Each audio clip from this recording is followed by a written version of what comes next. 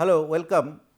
So, we are discussing about grinding, we have discussed about various types of mills, and we have discussed about the different features of a ball mill, your pebble mill, rod mill, semi-autogenous grinding mill, autogenous grinding mills.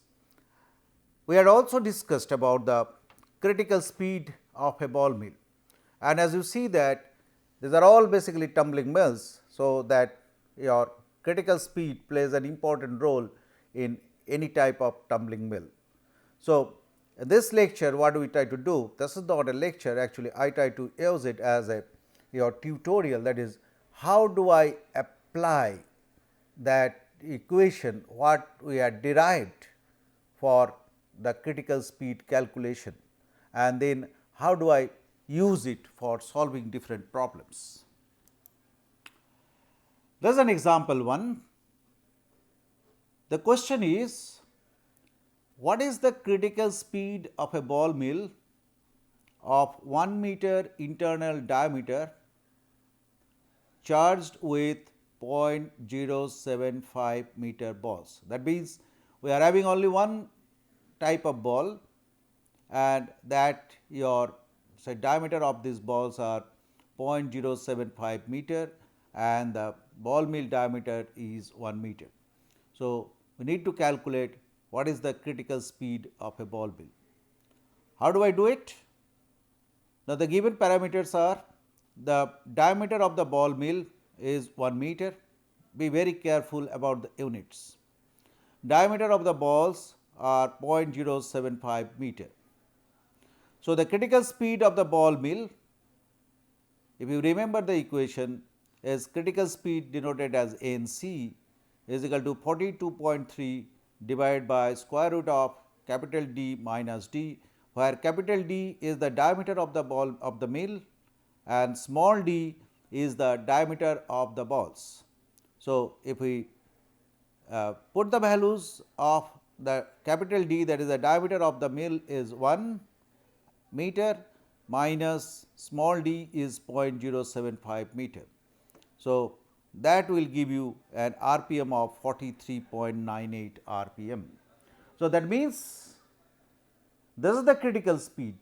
Now, if you are asked that you have to run this mill at 60% of the critical speed. So, that means it is 43.98 or say it is 44 RPM multiplied by 0.6. So, that gives you your 26.4 RPM. So, that means you have to set the RPM of this mill at that 60% critical speed. So, this is a very simple example of how we can calculate the critical speed of the ball mill. Let us go to other examples also. This is example 2. The question is, in a ball mill of 2000 millimeter diameter, you see that I have now changed your dimension, your units.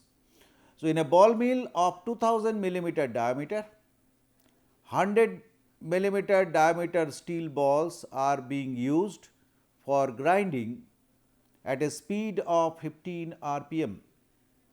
So, I have given the mill diameter, I have given the ball diameter, I have given the RPM.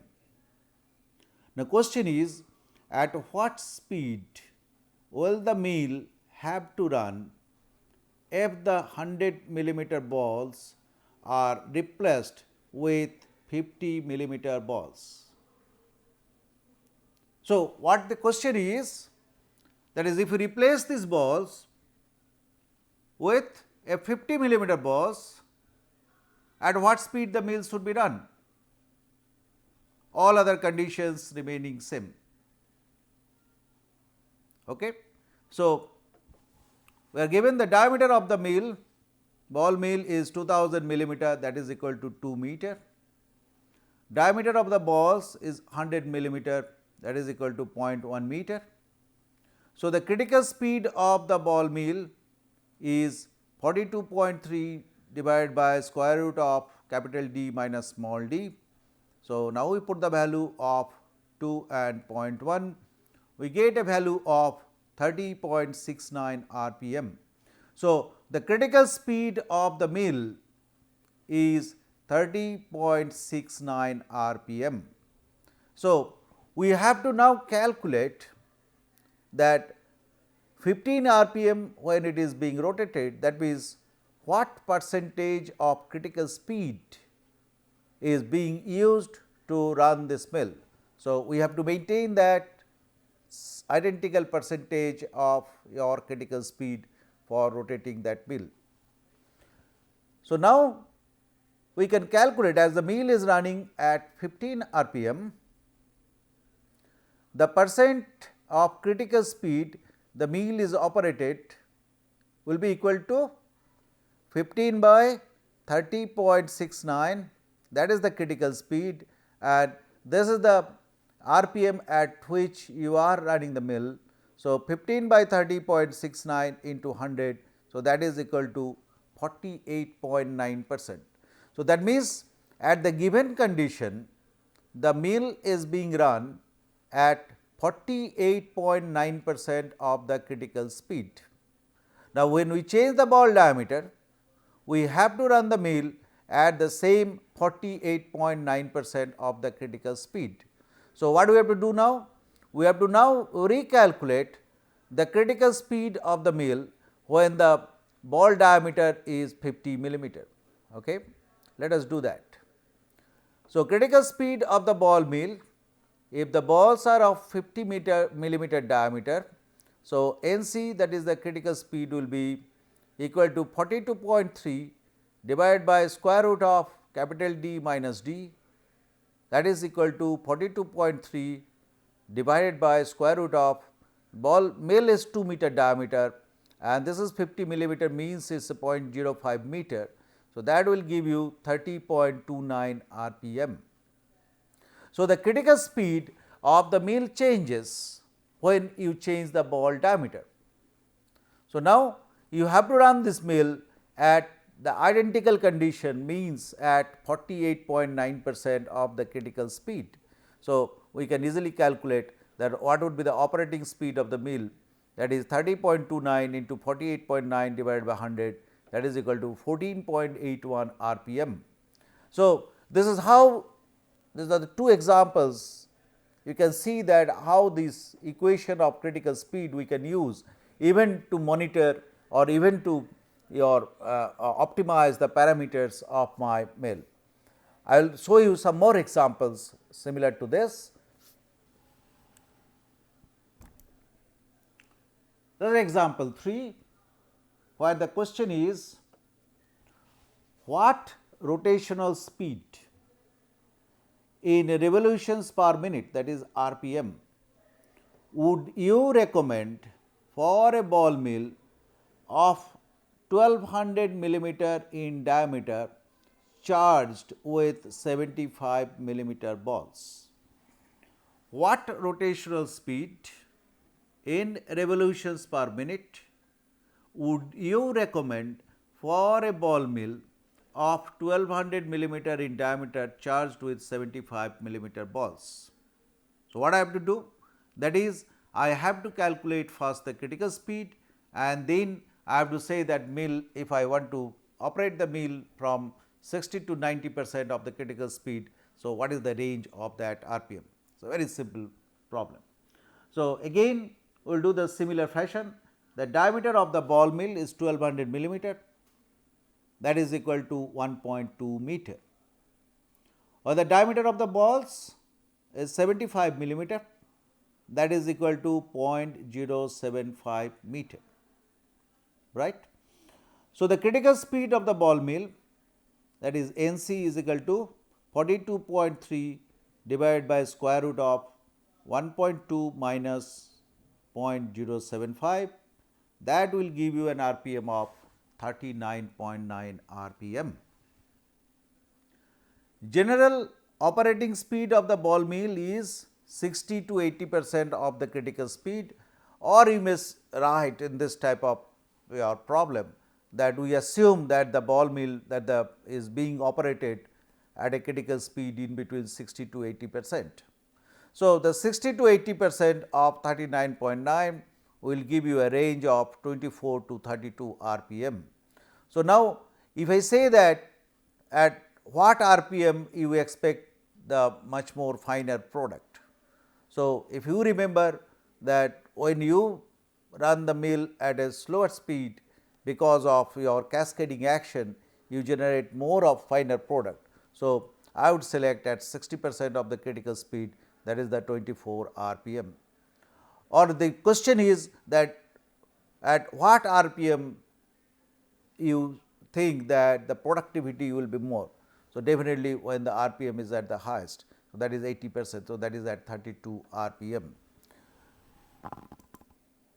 This is an example 4. I would suggest you to practice this type of problems, although I will be giving this type of problems in assignments, and maybe your final exam also you will be asked this type of questions. A late beneficiation plant installed a ball mill of 2 meters diameter.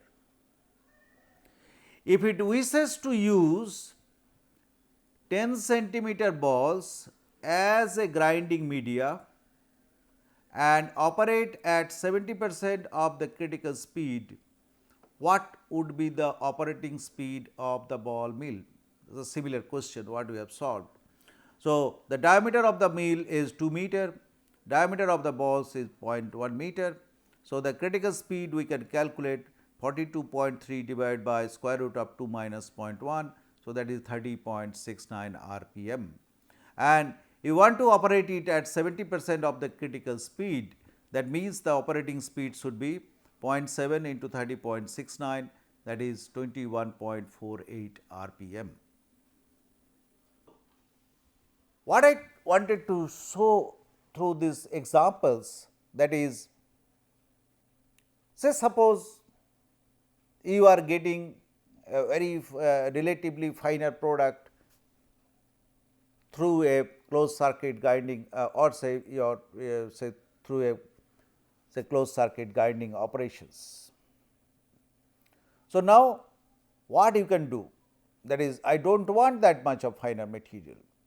You see that you want a P80 of say suppose 40 micrometers, but now you see that P80 becomes 30 micrometers. So, what you have to do? One option is that you can optimize the parameters of the cyclone circuit, but at the mill also what you can do, that is your more finer product being generated means the more of cascading action. So, that means the mill is being run at a too slow speed. So, that means you can increase the RPM, but remember it that when you are increasing the RPM, your discharge rate, that is your capacity will increase, that means your discharge rate will keep on increasing, and whether your cyclone can cope up with that increased feed concentration, and then whether the cyclone performance will get deteriorated or not, that you have to look at. So, this is how you can optimize your closed circuit grinding operations, different parameters. So, if I want to optimize the parameters, I must know I must be very clear that how a ball mill works or how a tumbling mill works, and what are the parameters that controls my product size distribution and as well as the capacity. Similarly, you should also be familiar with that how a hydrocyclone works and what are the parameters, what are the design and operating variables that affect the performance of my hydrocyclone. So, when we are very clear about hydrocyclone is nothing but a classifier, the size separation device.